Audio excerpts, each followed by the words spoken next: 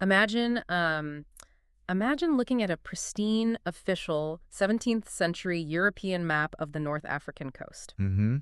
And right there, sitting in the middle of modern-day Algeria, you find this ancient, famously Middle Eastern word, a word that's, heavily associated with sacred texts and just deep religious reverence. Yeah, it's wild. It really is. And for centuries, this specific cartographic anomaly just completely puzzled historians. Oh, yeah, and map enthusiasts, too. Right, everyone. Like, was it evidence of some massive religious migration? Wow. Or, I don't know, a wild conspiracy by mapmakers to literally move sacred sites across the globe? Or maybe, and this is always my favorite theory, maybe it was just a really embarrassing typo by a Dutch cartographer who, hadn't had his morning coffee yet. Just a slip of the pen. Right. Exactly. But today, we're going to dive into the visual evidence, the historical records, and the actual geographic reality to prove that it was, well, none of those things. No, it's so much more interesting than a typo. It really is. It is actually a mystery about the literal shape of the Earth.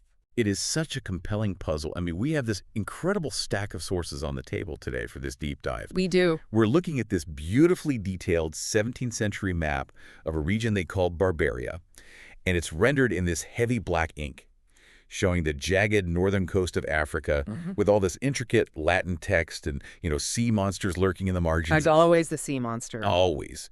And next to it, there's this hand-colored map of Africa by S. Sanson from 1650. It divides the continent with these faded pinks and greens. It's gorgeous. Yeah, and contrasting all of that old parchment, we have these stunning, crisp, modern photographs, high-resolution shots of ancient coastal ruins featuring massive stone pillars right at the edge of the Mediterranean and a towering step-stone dome that just sort of dominates this lush green valley. And what ties all of these really disparate sources together, the sea monsters, the Latin text, the crumbling pillars, the photos, is one single ancient word, Baka, which is spelled in Arabic as B-A-C-C-A, or A. So our mission today for this deep dive is to uncover the true hidden meaning of this word. We're going to trace how a simple geographical description migrated across continents, how it utterly confused European mapmakers for hundreds of years, and how it eventually got scrubbed from the maps that you and I use today. Completely erased, yeah. Yeah. And I want to put a massive underline beneath this right at the start. Every single piece of research, the linguistic analysis, the geographic modeling, the deep historical cartography we are going to explore today, all of it is the groundbreaking work of Dr. Khaled Waleed. Absolutely. It is his interdisciplinary thesis that has completely cracked this open. Yeah, and Dr. Waleed's work here, it really cannot be overstated. He has done something quite rare in academia by fusing two fields that honestly don't always talk to each other. Right, they usually stay in their own lanes. Exactly. He didn't just sit in a library reading ancient dictionaries. He didn't just look at old maps. He combined ancient Semitic linguistics with geomorphology. Geomorphology, yeah. Right, which is the scientific study of the physical features of the surface of the Earth and how they relate to its geological structures. And by doing that, Dr. Waleed has completely upended our fundamental assumptions about how ancient people named their world. Okay, let's unpack this, because to really grasp what Dr. Waleed has uncovered, we need to completely reset our modern brains. We do. We have to forget everything we think we know. Right, so think about the Grand Canyon. Go on. Imagine it's, 2,000 years in the future. Wow, okay, far future. Yeah, and someone finds a fragmented ancient text referencing the Grand Canyon with immense reverence. Yeah. And over centuries, people who have never seen a canyon, maybe they live on totally flat plains, they start to believe that Grand Canyon is a mystical, religious incantation. Oh, I see where you're going. Right. They write entire theological treatises about the spiritual power of the Grand Canyon. And then finally, a geologist comes along and says, hold on a second. Canyon isn't a mystical title. It's just the literal physical shape of the Earth. It means a deep gorge carved by a river. They were literally just talking about a big hole in the ground. That analogy hits the nail on the head. Yeah. It really does. We have to fundamentally redefine how we are looking at this ancient word, baka. Yeah. Before we can even trace how it sailed across the Mediterranean or how it ended up on those Dutch maps with the sea monsters, we have to strip away centuries of accumulated meaning. So what did Dr. Waleed actually find? Well, his central thesis establishes that baka, which also shows up in historical records as Becca, Baka, or Buka, depending on the transcription, did not originate as a religious or mystical or sacred proper noun. Okay. It is, at its root, a Semitic Canaanite Arabic topographical description. Oh, wow. Yeah, it is highly practical. It is a word used to describe a very specific geometry of the land itself. So it's a shape, not a shrine. Exactly, a shape, not a shrine. But what is the shape specifically? Because reading through Dr. Waleed's geomorphological model, it's not just a generic word for mountain or valley. It's much more specific than that, right? Like, Yeah. if I'm an ancient Canaanite, I can't just point to any random hill and call it a Baca. No, you absolutely couldn't. To qualify as a Baca under Dr. Waleed's model, a location has to possess a distinct three-part physical signature. 3 parts. Oh, Yeah, cool. think of it as a geographic system. So first, there has to be a prominent dome or elevation, like a high plateau or a rocky peak, that visually stands out from its surroundings. Like, it really has to pop out of the landscape. Exactly. It can't just be a gentle swell. Mm-hmm. And second, that elevation must feature a steep downward slope, Okay, so a drop-off. right? A severe drop-off on its sides. And third, and this is the most crucial part, that steep drop must terminate directly into a valley at its base. I see. It has to be all three: elevation, severe incline, and valley. That specific cohesive unit is what the Semitic root BKA describes. That is such a different way of looking at the landscape. It really is. I mean, today, if you or I are driving down the highway, we might say, oh, look at that mountain. And then maybe 5 minutes later, oh, now we're driving through a valley. Right, we separate them. Yeah, we separate the features into completely different words. Yeah. But for the ancient Canaanites and Arabs, the dome, the drop, and the valley weren't 3 different things. They were one single functional unit. Which is entirely logical when you put yourself in the shoes of someone living in the ancient Levant. How so? Well, they aren't looking at satellite imagery, right? Or drawing abstract political borders on paper. They are interacting with the land purely for survival. Survival, right. So a high dome that drops sharply into a valley is a critical piece of real estate. The dome gives you a defensible position against enemies. It's a vantage point. You can see anyone coming. Exactly. And the steep slope provides natural fortification, so you don't have to build massive walls everywhere. Right. And the valley at the bottom is where water collects. It's where the soil is fertile. It's where you can actually grow crops. So, of course, they had a single word for that specific geographic system. It was basically the ideal place to build a settlement. So let's ground this in a real place. When Dr. Waleed looks for the origin point of this word in the historical record, where does this geomorphological model actually play out?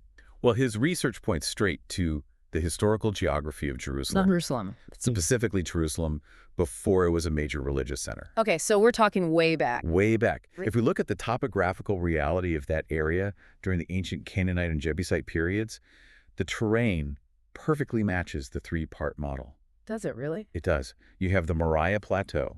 That is your prominent high rock dome. That's the elevation. Okay, part 1. And surrounding this plateau, the land features incredibly steep drop-offs. Part 2. And at the base of those drops, you have 3 very distinct valleys forming a perimeter. Oh. Yeah. You have the Kidron Valley, the Hinnom Valley, and the Tyropean Valley, which historians actually often refer to as the Valley of the Cheesemakers. The Valley of the Cheesemakers. That's amazing. So the early inhabitants weren't inventing a magical title.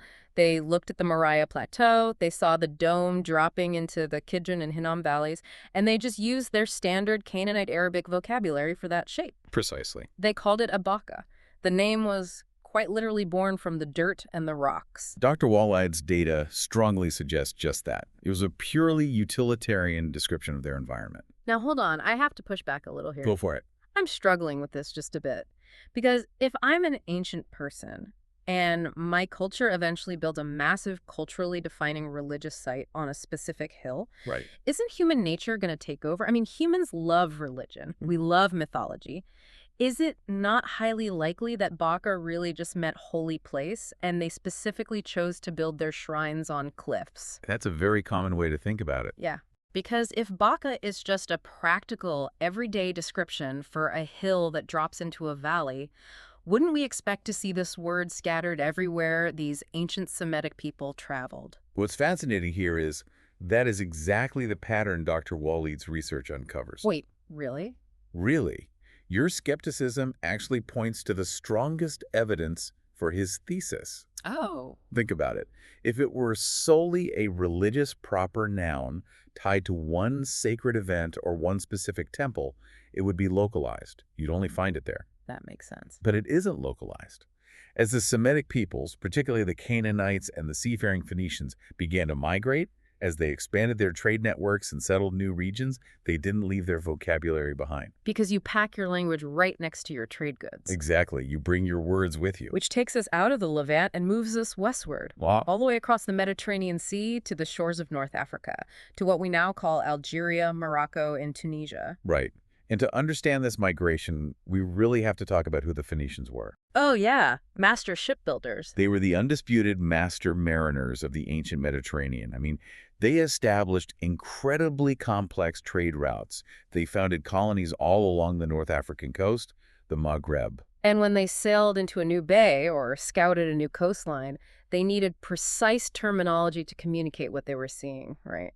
Yeah, both for establishing terrestrial colonies and for purely maritime navigation.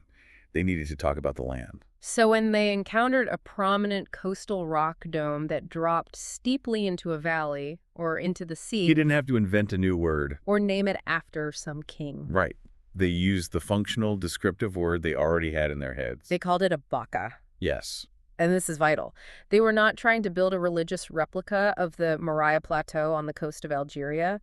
They weren't trying to make a second Holy Land. No, not at all. They were just looking at a massive cliff in a valley and saying, hey, there's a cliff in a valley. Let's write that down. And that distinction is the absolute core of Dr. Waleed's findings. It is a continuous linguistic practice. It is not a religious imitation. Right. And to really see this in action, we should look closely at the most striking example Dr. Waleed highlights, which actually brings us back to those stunning source photographs of the coastal ruins we mentioned in the beginning. Ah, yes. The ancient city of Tipasa in modern-day Algeria. Tipasa is such a perfect case study for this. And reading through the sources, Dr. Waleed points out something really interesting just about the name Tipasa itself before we even get to the physical topography. It's a great linguistic clue. Right. The root of that word is the Phoenician consonant structure, TPS, which translates directly to passage or crossing. Right. So right out of the gate, we have hard linguistic evidence that this is a deeply Semitic Phoenician space. The language was already embedded there in the name Tipasa. It was. Right. Now, take that linguistic foundation and apply Dr. Waleed's geomorphological model to the physical ruins of Tipasa. Okay, let's do it. The alignment is practically flawless. This ancient settlement, which has Canaanite roots before the Romans eventually built all over it. As the Romans do. As they do. Yeah. It is situated precisely on a prominent coastal rock dome. It is a massive, highly visible elevation jutting out from the coastline. So that's the dome. That's the dome. And the sides of this dome, they drop severely, almost vertically, straight down toward the crashing waves of the Mediterranean Sea. There's the slope. And tucked just inland, directly behind this coastal elevation, is a small, distinct valley. Elevation, steep drop. Valley. Oh. It's the exact same geometric signature as the Levant, just relocated to the Algerian coast. Yeah, and I want you to put yourself on the deck of an ancient Phoenician merchant ship. Okay, I'm there. You are navigating the treacherous waters of the Mediterranean. This is long before the invention of the compass, let alone GPS. Right, it's all visual. You rely entirely on your eyes and a shared mental map of visual landmarks. So that prominent, protruding rock dome of Tipasa, it would have been visible from miles away on the horizon. Oh, I bet. It wasn't just pretty scenery. It was critical, life-saving navigational data. It makes me think of how we rely on, like, Google Maps today just to figure out which highway exit to take. Right. But to them, naming that coastal feature Barca was like a modern pilot relying on a visual waypoint, or a sailor looking for a lighthouse.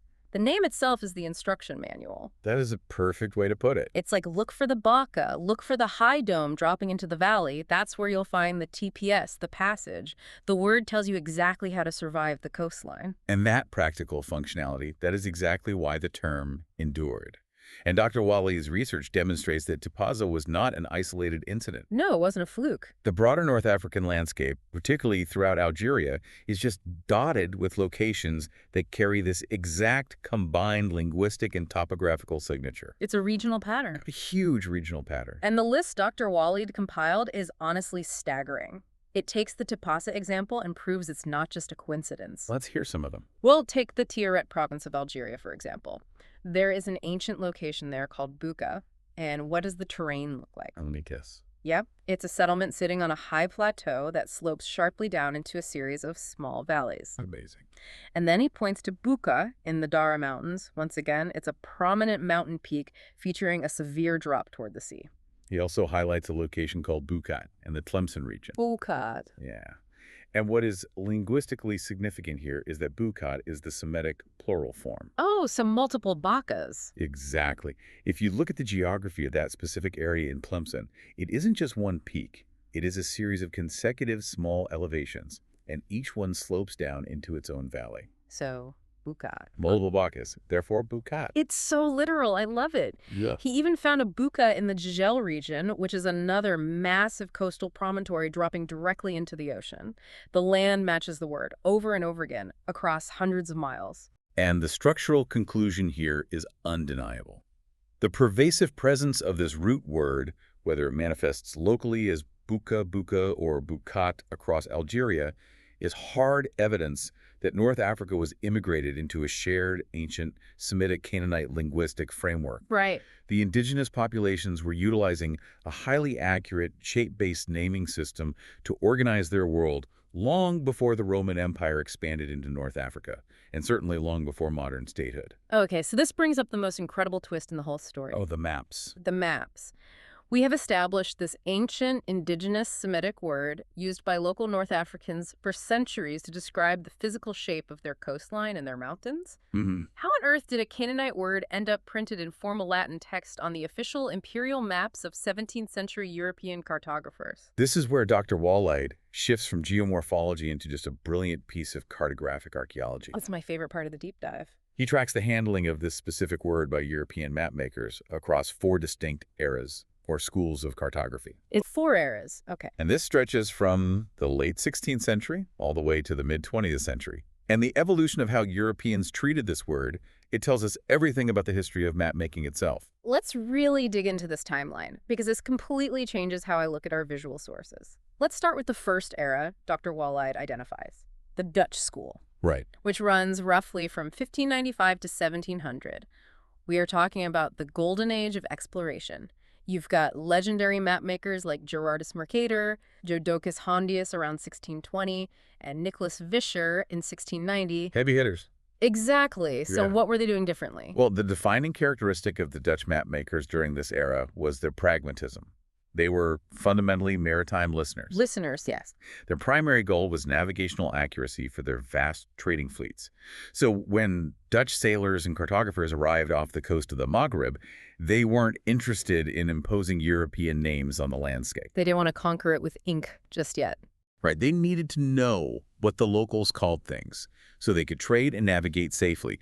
They would literally interact with the local tribes and inhabitants and ask, hey, what is your name for this prominent rock jutting out into the sea?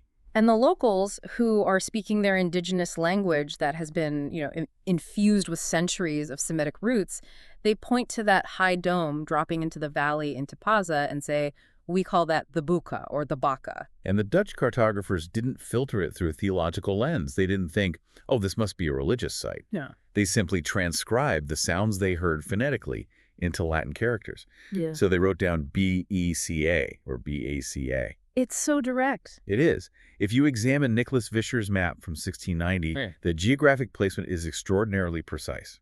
He drops the word B-A-C-A exactly over the coordinates of Teibaza, nestled right on the coast between the towns of Churchill and Fuka. I used the phrase acoustic photograph when I was reading Dr. Waleed's notes because that's what this feels like. That's a great term. Yeah, the Dutch maps aren't political claims to the land. They are audio recordings captured on paper.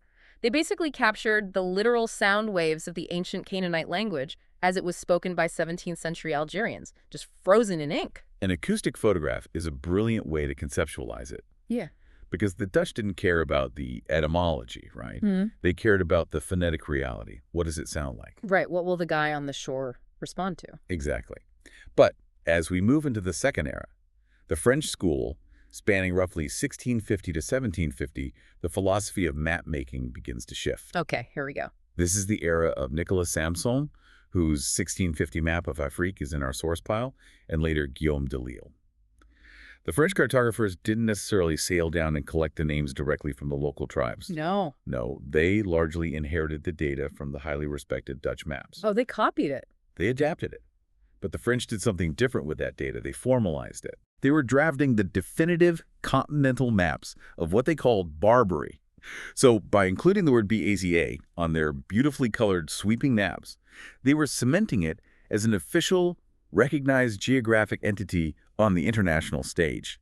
Okay, so the word transitioned from just a local phonetic transcription meant for sailors into a formalized cartographic truth meant for libraries and royal courts. Exactly, it became official, which naturally leads to the third era Dr. Waleed outlines, the Italian school. The Italians. Right, which peaked around the year 1700 with prominent map makers like Vincenzo Coronelli. And Dr. Waleed notes they had a very specific habit when it came to importing these maps. They like to give everything a little Italian flair. They did. They had a strong tendency to Latinize geographic names to fit classical aesthetic conventions. They sound pretty. Pretty much.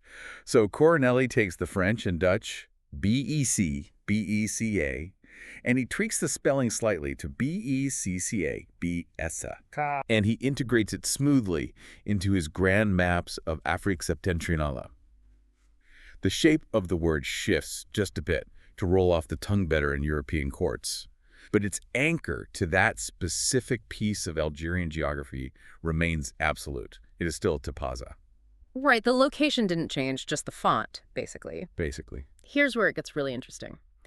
We hit the fourth era, the British school, dominating from the 1800s through the 1950s. Dr. Waleed describes this as the era of erasure. Erasure, yes. Why did the British treat this ancient word so differently than the Dutch or the French? Well, because the British map makers of the 19th century were operating under a profoundly different cartographic philosophy. Okay. Map making was no longer primarily about describing the physical realities of the land for survival or trade. What was it about? It was a tool of empire.